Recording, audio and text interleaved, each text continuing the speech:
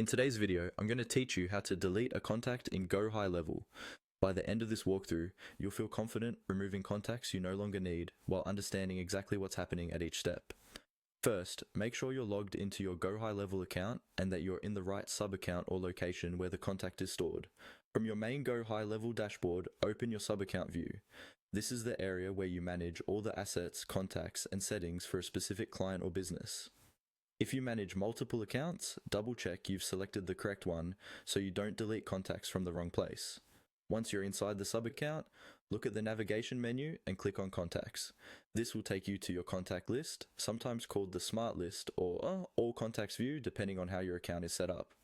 Here, you'll see a table with your contacts, typically showing their names, email addresses, phone numbers, and other important details.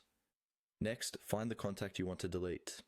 On the left side of each contacts row, you'll see a small checkbox beside the name. Click the box next to the contact you'd like to remove. If you only want to delete a single contact, make sure only that one box is selected. If you accidentally select more than one, just uncheck the extra boxes before moving on.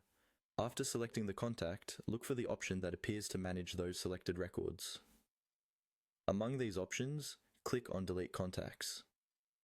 This action tells GoHighLevel that you want to permanently remove the selected contact or contacts from your database.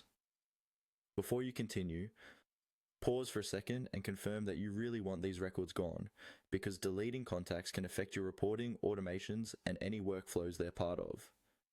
When you click Delete Contacts, a confirmation window will appear asking you to confirm the deletion. This is your final safety check. Review the prompt carefully, then click on Delete to proceed. Once you confirm, GoHighLevel will remove those contacts from your list.